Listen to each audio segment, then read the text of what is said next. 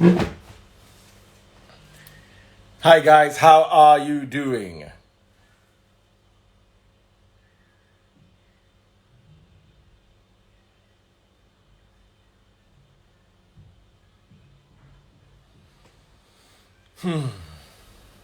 Dr. Harry. Yes, ladies and gentlemen.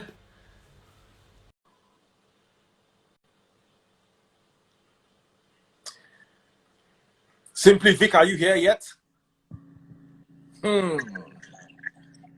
Ladies and gentlemen, he needs no introduction. So let me present him to you. Omoyele Sowore. Daddy Freeze, How are you doing, my wonderful brother? I'm very good. Thank you so much for having me on your channel today. Thank you so Sorry much for to us. And it's quite a while. The last time we saw was when I interviewed while I was still in Cool FM. yes, So how have yes, you good. been? I used to be a regular on your show in those days, but I heard you Yes, left yes, now. yes, yes. I can remember that clearly. So, quite a lot has transpired. And, I want us to go straight to the point. You're very, very busy. Let's start with the most important thing. This is what people want to hear. What is your current stance on the NSAS protest?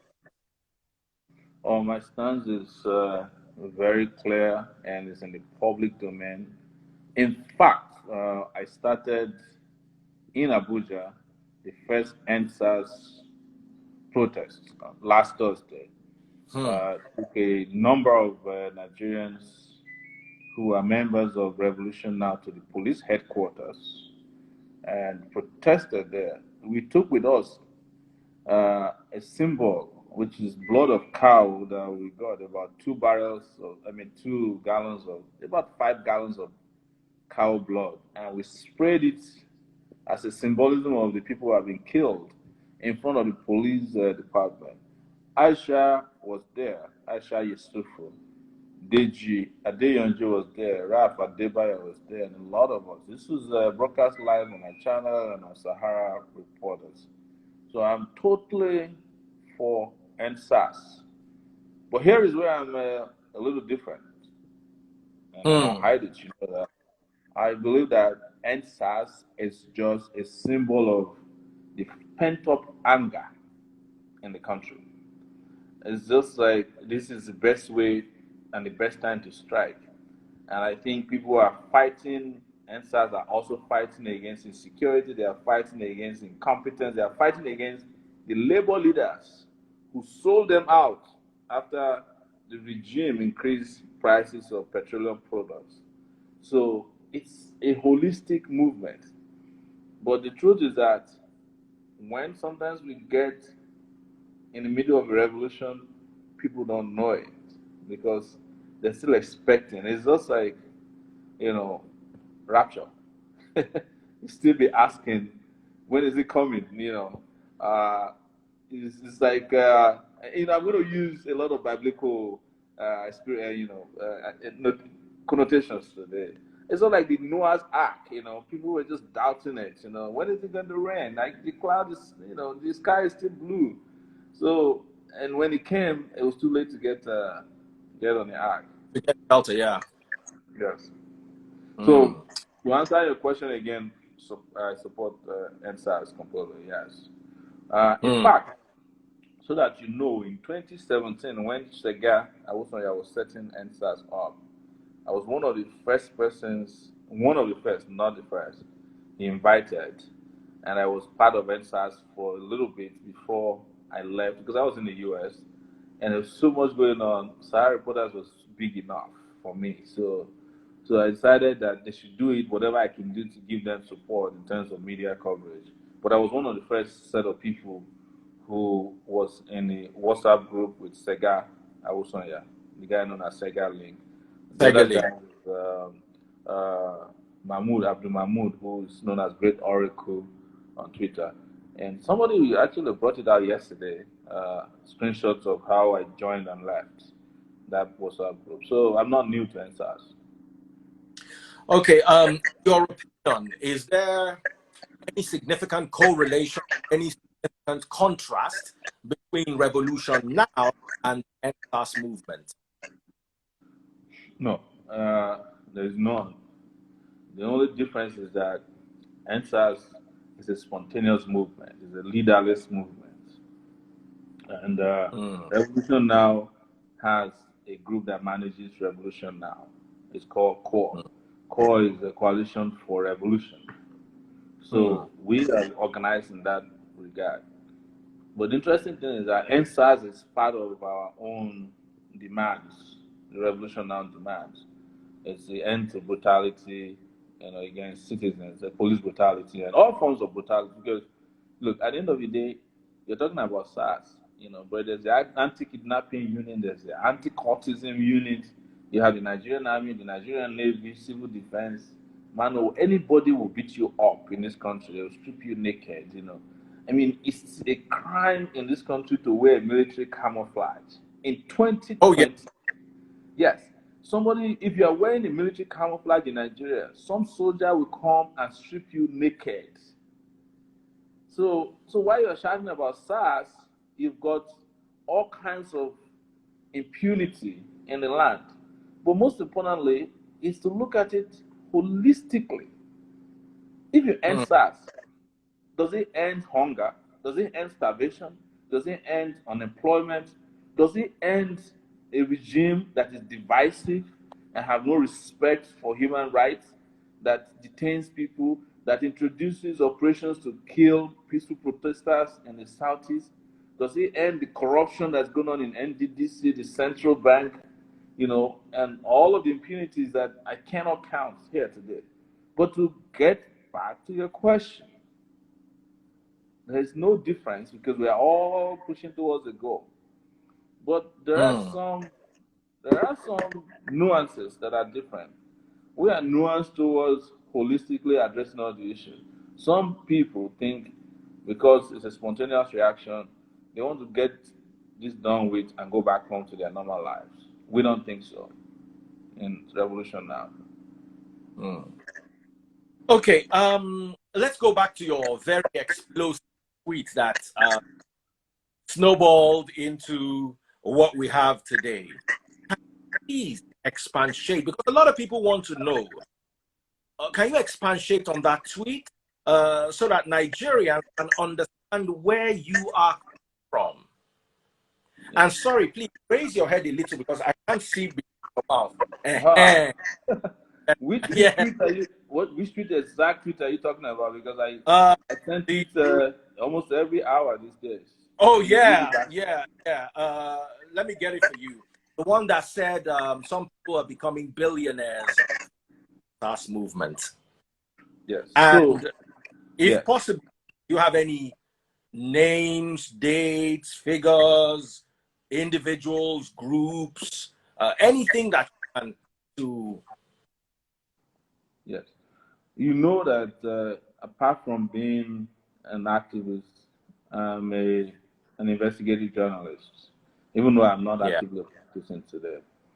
What I said, which may not have been properly presented in my tweet, I wish you could read the tweet, is that I'm not going to be part of any negotiation. I said some people have entered into these negotiations and come out to Mm, become billionaire on the other side because they take it as a game. I was referring to any form of negotiation wherever there is heat on the system. And I can mm, count all of them. I can count the Niger Delta militancy, the negotiation that followed. People became billionaires after they negotiated and abandoned. Some of them don't even live in the Niger Delta region anymore, right? I can mm. count even recent negotiation with Labour, right? In which there's one now in which NAS leaders were paid $200,000. Oh, I saw that. Yes, it was a negotiation from the NNPC. But regarding this one, and let me be specific, you can read my tweets again. They decided that they should go and open the vault of the NNPC and the Central Bank of Nigeria to stop these NSAS protests. And they reached out, billionaires, this is not hidden. And they started having meetings with select people who are not, this is a leaderless movement now. They were having meetings with select people, Central Bank Governor, Dangote, some bank executives were on it. They were also having meetings with social media influencers, having meetings with celebrities. And what we know, or what do I know, was that it was geared towards whatever necessary to end the protest. So in my tweets, I was referring to what has happened in the past and what the likelihood will be, considering what I know of history, contemporary history, and what I know their plans are to truncate this particular movement. That was what my tweet was. My tweet was very clear. It had not addressed specific cases yet, but I can guarantee you that when I find out if any money was given yet, we will put it out there. There's no question about it. But I can tell you that the central bank and NFPC officials have been given the go-ahead to give as much money as possible. And I'll take you back to 2012, when we had Occupy Nigeria. Trust me, people became billionaires to put an end to Occupy Nigeria protest. I don't want to mention names now because we don't have that time on your show. But people became billionaires after Occupy Nigeria got to a point where the government felt threatened. So I'm not the kind of person that makes frivolous, statements on Twitter. These are verifiable facts that have been done. But I understand that people who actually carried out those kind of bribery in the past and the ones who are doing it now genuinely felt aggrieved that we are even touching on the matter, because that was bad for business. That was bad for business. Okay, considering the fact that you were arrested and detained for the people, you feel betrayed, you feel let down by the way the protesters treated you in the last video we saw of No, not at all. See, the video I will explain to you in brief was designed to be like that. So when I arrived there to the venue, I've attended every protest apart from the one we started on Thursday. I've attended Friday, Saturday, Sunday, any protest that happened after that. The only day I didn't go was the day before yesterday. So yesterday, I went in there because I'm always in the background.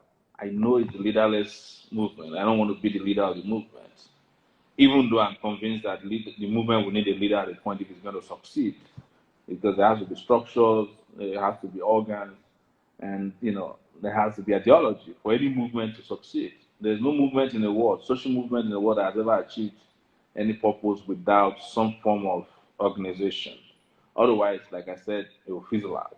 So they planned this. They had put a bounty on my head since Sahara reporters reported that there was a negotiation between some celebrities in Lagos and the Lagos State Legislative Arm, the National, where they had an agreement to call off the protest for 72 hours, which was supposed to resume on Tuesday.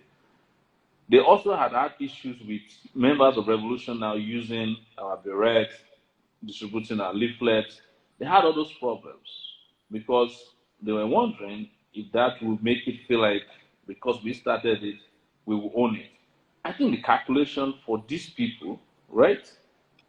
The calculation for these people is that I cannot be co-opted into negotiation. I will never go to a negotiation.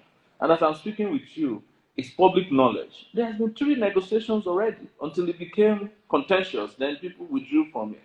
A bunch of Zoom meetings, you've seen them, I'm sure, with Central Bank Governor, with Dangote, and several other people. But the question you ask yourself, who nominated anybody to go for negotiation with MFL? I'm not aware of where a meeting was held. So they know that I can't be part of the negotiation. Because when we went to the police department last week, the force headquarters, right, they asked that I should allow Frank Uba to speak to our group, and I refused. Don't forget that this government, since the protest started, has been looking for leaders. First, it was Paul on Naira Marley to do an IG live, like I'm on IG live with Frank Uba. It didn't work, right? And then they had some underground meetings with some social media influencers. It didn't work. And then they brought in Davido to the first headquarters until Davido said that he never attended the protest, but Davido knew after he came out of the first headquarters that he was not representing anybody. So after that, they had a few meetings with people, different people. They wanted to break the back of the strikers. So for refusing to be part of that, they put a bounty on my head. And I'll put it to you now, right? Because some of them are your regulars. I'm an equal opportunity offender, which you know a little bit about because you offend church people. I offend church and politics combined. And they will never forgive you. There are the Jonathan people who will never forgive Sahara reporters because Jonathan was kicked out of office for all the exposés we did against him. There are also the Buhari people who will never forgive us because we took on Buhari and were exposing him as soon as he took over power. And then there are the powerful group of influencers, both on social media, offline, and online, who want to be the new leader of the opposition. They are all there. They have been attacking me on my Twitter line, on Instagram and Facebook before now to create the condition for a physical attack. But when I got there and they said, "Oh, I can't lead," I told them, "You can't force anybody," because some of them were superfluous arguments. They said I was wearing a T-shirt that had "Revolution Now," and I said, "When did it become your right to tell people what to wear? Except you are Buhari, who is a dictator. You can't tell anybody what to wear to a protest. A protest is a democratic ground for expressing grievance. You understand? So they are all there in different circles and cocoons, and their grounds different. But when it comes to Sowore, you will see the unity of Buhari people and Jonathan's people. You will see the unity of people that stories have been written against on Sahara Reporter. It's the unity of the oppressors against the oppressed. So that it wasn't new to me. But contrary to what they presented, I never left the ground. I stayed there after they tried to harass me and bully me, and they started coming back to me and apologizing. Some of them, not all of them. And when I was leaving, this was live streamed. When I was leaving, they followed me en masse to say, NSAS now, because they realized that it was a planned work to isolate us, Revolution Now people, from NSAS. Because otherwise, one of the guys who confronted me said I wasn't wearing NSAS shirt. And I asked him, "You're wearing a red shirt that says Indiana. Is that NSAS?" He was looking at me and said, "Okay, let's take a selfie." So, but you know what it takes. You understand, as somebody who gets frequently bullied, how these things work. So I'm not new to it. I'm just giving you some examples. The first person to stab Martin Luther King close to his heart was a black woman in New York in a bookstore when he was fighting for civil rights. The people who supposedly killed Malcolm X were members of the Nation of Islam. Because, yes. So there's no leader who is doing what we're doing who doesn't go through this kind of things. But what I should say to you is that if we are not careful, a journey of Israelites that should take 40 days might last 40 years. And we don't want to go through that. Now, sorry to take you back a little. You mentioned President. Someone sent me a video today where someone was saying you claim that President Jonathan never wanted to hold election. Was this? Yeah, of course. Let me explain something to you. Oh. when I was detained at the DSS, one day, someone asked for Dasuki, and I said, I heard this guy is detained here. Can I see him? And they said, no, we don't want you and Dasuki to meet eye to eye, you know. And one day, because I'm out 1 hour every day, I was in solitary detention to come and take food downstairs. And one day they said, sit down in this office. It wasn't the regular office. And because Dasuki is a fan of one of these soccer clubs in the UK, I think it's Arsenal. It's an Arsenal. It was brought down to watch Arsenal game. And then it rushed me into this room, and who was sitting in front of me, Dasuki? And I said to him, he said, Mr. President, you drove us out of office. That's what he said. And I said, well, you drove yourselves out of office. He said, why do I think so? We had a conversation and I explained to him, he had no business going to the Chatham House to give a speech that elections cannot hold instead of telling Nigerians. You remember, they had to postpone the election. And then there was an uproar that they didn't want to hold the election. And they said it openly, that they didn't feel that the security situation was due to allow free and fair elections to happen. But because there was so much backlash, they eventually allowed the elections to happen. What Jonathan had said from the beginning, including with the national conference he set up, was that he was comfortable with a 6-year tenure, single tenure, than a repeat of his office. I mean, running for election. That was his recommendation. Anybody can go and research it. They never wanted election. It's true. They postponed that election. The announcement was made at Chatham House. So I covered that. Nobody can bamboozle me with what happened under Jonathan's time. It's the reason why, no matter how much I'm heckled or harassed by his people, I tell them they are the ones who owe Nigerians apology for the kind of corruption that was perpetrated under that regime. If anybody brought Buhari to power, it would be Jonathan. It was Jonathan's performance. And I want to be on record for historical purposes. Forget about the headline. It was Jonathan's performance that allowed the Buhari to have a chance to become president in 2015. Jonathan's performance. If Jonathan had Talking performed very well, built the second Niger bridge in the southeast, curbed corruption, which is documented now, Nigerians would have probably been talking about a third term for Jonathan by now.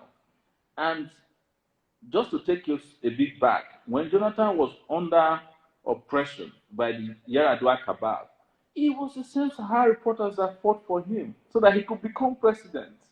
Because Yaradua had died, had been brain dead 5 months before he was brought back to Nigeria. And we were reporting on it on a daily basis. Ask people in the Jonathan regime. I named Iman Iboro. He's still alive. There's another guy who's not alive. Oronto Douglas.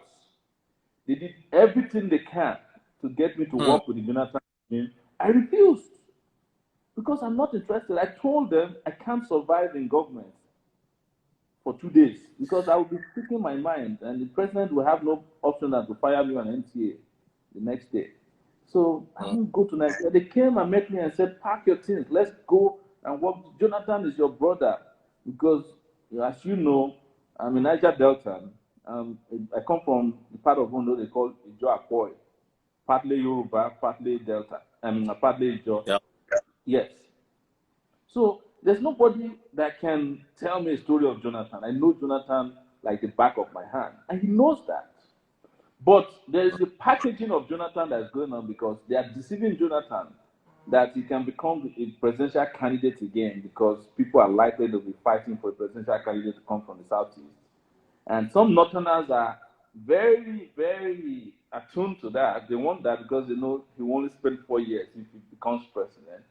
And they will allow them to return to power in another 4 years. But that's a conversation for another symposium discussion in the future. You spoke about President Buhari. Yes. You said it was Jonathan's performance that led to his victory. Talking about his victory, I saw a video where you were celebrating his victory in 2015. The crowd with you held brooms and were chanting APC while you were carrying Buhari's photo, if I remember clearly. What's your take now See, in retrospect? that is fish. You know, this is false, right? Complete falsehood. And I'll let you know today that video I uploaded personally on Sahara Reporters. I covered the election. And the day the election was happening, we were at INEC. I came with a crew of Sahara Reporters from the US. We were at INEC. And we heard while we were at INEC, which was I think it was the International Convention Center in front of Radio Nigeria, that Jonathan had conceded to Buhari that he had INEC had not even done 70% of the announcement of the election when Jonathan called Buhari and said, look, I'm fine. I've lost the election. So I started heading towards Buhari's headquarters, his presidential campaign headquarters. But because of the jubilation on the streets by all these young people in Abuja on Okada, we couldn't make it there on time. My hotel was opposite Buhari's, that was Barcelona Hotel, Buhari's place. So when we arrived at the place, Buhari had not showed up. We kept waiting and waiting and waiting.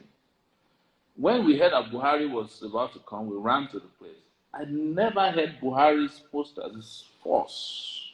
I was holding a camera, which I usually put around my neck.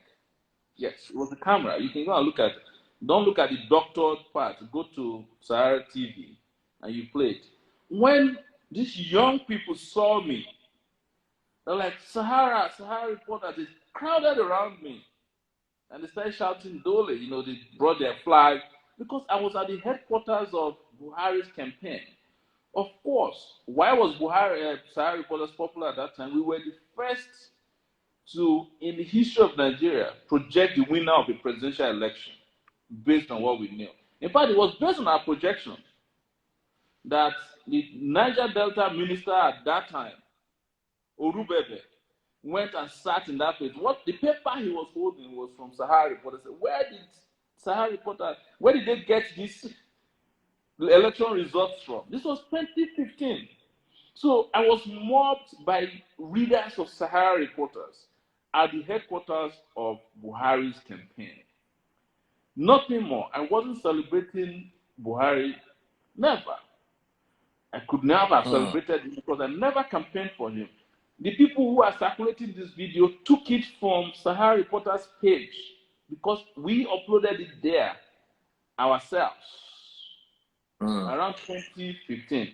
After that, just so that you know, we also came back to Abuja to cover Buhari's inauguration. When we arrived at Abuja, we came across Robert Mugabe and we interviewed him. There was an uproar because the lady who now does Keeping It Real, Adeola Fire, interviewed her, was behind her. And it was the day we asked Mugabe, you are here in Abuja for a democratic elections swearing in. When are you going to hold democratic elections in Zimbabwe? He had no answer. Just to tell you, and that lady was celebrated around the world. Till today, if I go to the supermarket in Abuja here, people crowd around me. Does that mean that the people that are crowding around me, I'm supposed to check which wallets they are carrying or which party they belong to? It's all hubris. They make up these matters because when I challenge them, the question they were asking me at the beginning was like, oh, you campaign for Buhari, and when I challenge them, which I always do, can you provide a video or a press release or a statement that ever issued in support of Buhari? Nobody could find that. Then they went and looked for a video of people crowding around me when I was doing my official duties as a journalist. And then they started circulating it, which is what got to you now, and you believed it. But I didn't have to worry about debunking it because it's not true. I'm used to this type of, blackmail. I heard that one young guy said 3 days ago that he had an affidavit of me going to APC headquarters to agree with them for Buhari's election in 2015. I don't know where the APC headquarters is located. I swear by my mom, I don't know where it is in Abuja. I've lived in Abuja now for 6 months. I mean, almost 10 months. I don't know where APC headquarters. I don't know where PDP headquarters is located. I've never met Buhari before. Even after he won the election and he was invited to come and meet him, I refused to go meet him. I said, I have no business with Buhari. I've never been to a governor's office before. They lie against me that I work for Tinubu. I've never been to Tinubu's house before. I've never seen Tinubu eye to eye since 1999, before I left Nigeria for the US. I don't believe in Tinubu, but they package all these lies, and present it to the public. I don't want to call the people who believe them as gullible because I don't want to be disrespectful, but it's what comes with the territory of my work. They say all kinds of things. There are people who said, "Oh, Sowore bought houses in Abuja. He has this and that." When I was arrested, they told me that I collected $100 million from Dubai to come and destabilize the government with Revolution Now. When they couldn't find the $100 million, and they discovered I'd never been to Dubai before, they still charged me for money laundering. When we asked them to present the evidence, they dropped the charges and then said it was because I insulted Buhari. When my lawyer, Femi Falana, said, "Oh, he insulted Buhari because the cybercrime law that says you're criminally liable if you insult somebody requires the person to come to court." So Femi Falana said, "We will bring Buhari to court to come and tell us where he saw the insult." Considering that he has ear infection, they dropped the charges too. I'm now left with one charge. I mean, one count charge, or maybe two count charges of, attempted treasonable felony, that I was trying to overthrow the government with placards.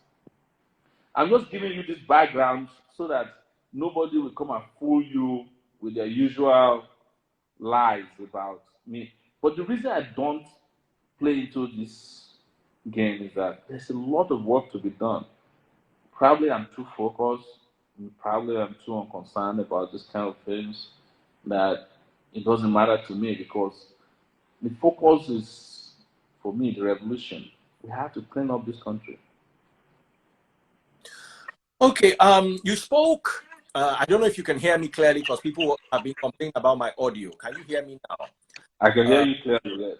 Okay, a lot of people. Sorry, you spoke earlier on about religion and politics, and aside from a few pastors, and I don't know any imam who has lent his voice, aside from people like T.D. Jakes, Paula De Farasing, Apostle Suleiman Johnson, and now Pastor Iye Adeboye, largely pastors have been quite silent on the NSAS protest. And we didn't have this silence when the tax issue came up. We didn't have silence when the Kama bill came up. We also didn't have this silence when there was lockdown and people were told to stay at home. What is your take on this? Pastors and imams and priests as well. Let's not just face only one side in religion. Let's just look at religion as a whole. What's your take on the very loud side of religion on the regarding NSAS protest? No, I don't want to say that I share your sentiments completely about pastors. We discussed that when I was campaigning. Yes. Yes. Look, you handle pastors a lot because you deal on religion. I handle all of them together. As I'm speaking with you, I've been sued by several pastors, including your friend Apostle Suleiman, and also the pastor of the one of the Miracle of Fire.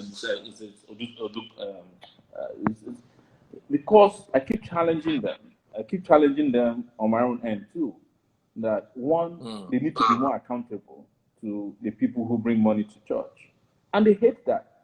I'll tell you something. Regardless of what everybody is saying here, pastors are they are as oppressive. A lot of these pastors, not all of them, as our political leaders. They don't tolerate dissent in their church.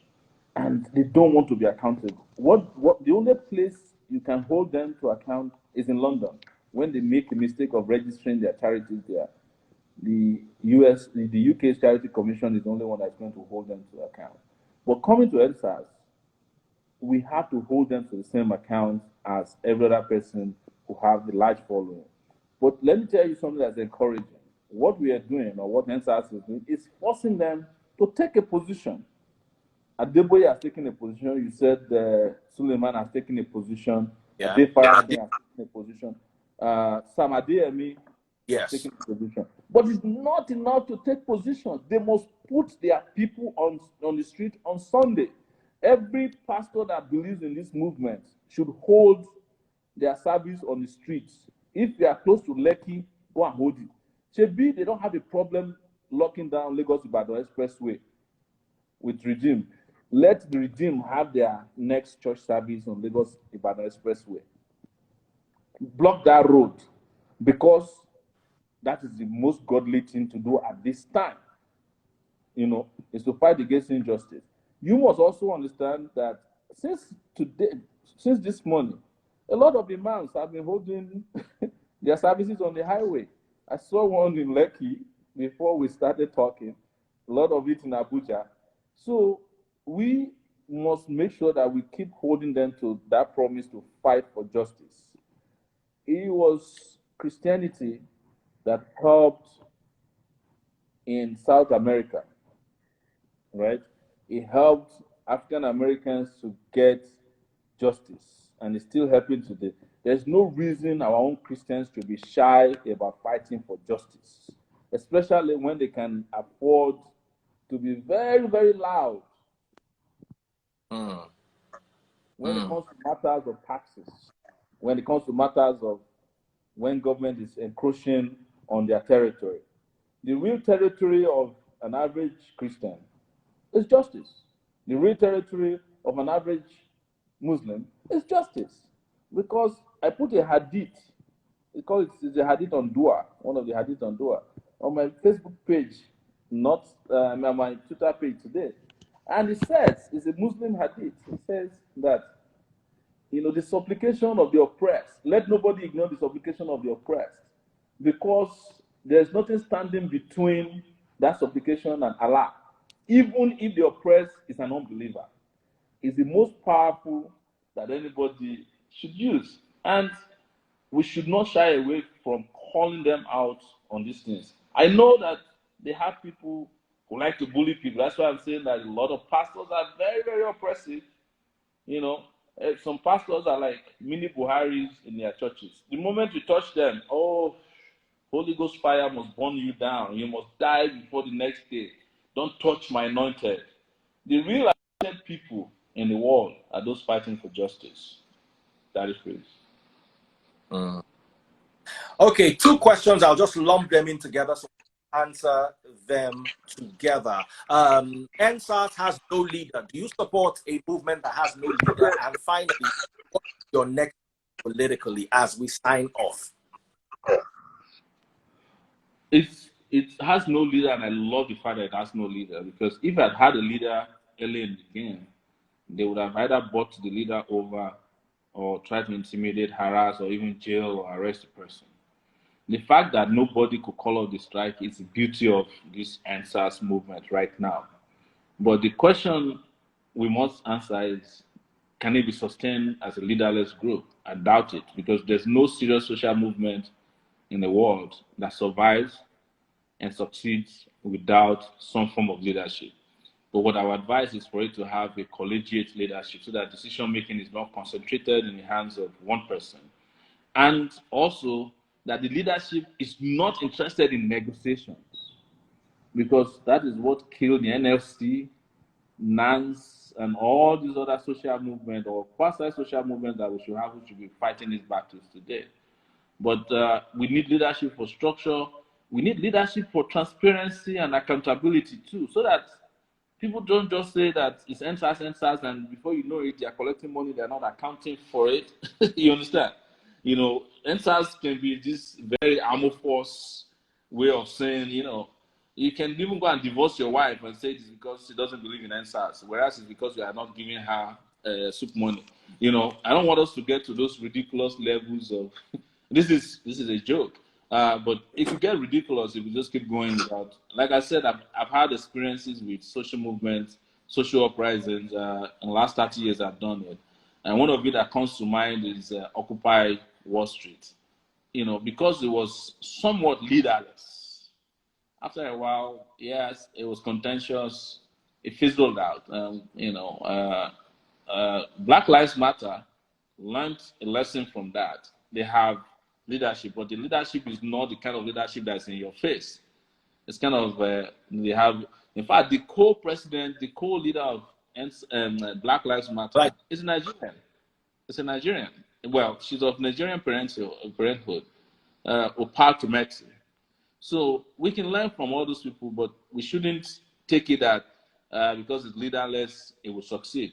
But it could as well be that, you know, this might just be some sort of experience for history to record that here comes the first leaderless social movement that did wonders. Who knows? You know, we must all stand by and keep watching and keep contributing our quota. Okay, and your next move politically, as we officially sign off? Yeah. You said my political agenda? Or your next move. What is your next move politically? my next move is what I'm doing now, which I started in 2019. There's no way anybody can guarantee a successful political career or clean up of this country or progress without first fighting for freedom. And I've said, people ask me all the time, oh, you know, what are you doing for 2023? I said, there is 2020. We are not done yet. So why should I wait for 2023 if all of this can be resolved in 2020? And we still have like 2 months to go, and it looks like we're doing well. Maybe by 2021, we'll have a whole brand new system in place. That would be my preference. Because INEC, as it's presently composed, cannot help anybody with a good agenda to win election. This government does not believe in you. It doesn't believe in me. It doesn't even believe in an iota of the tenets of democracy. Is a morontocracy. You can understand that, what I mean. Okay, it's been a wonderful experience having you here. Thank you so much for honoring our invite, and I do wish you a very lovely week. You too, Daddy. Please, I hope to be back on the show again, and I wish you the same. Have Very, a fantastic weekend. All right, take care. Ladies and gentlemen, Omoyele Sowore. A round of applause.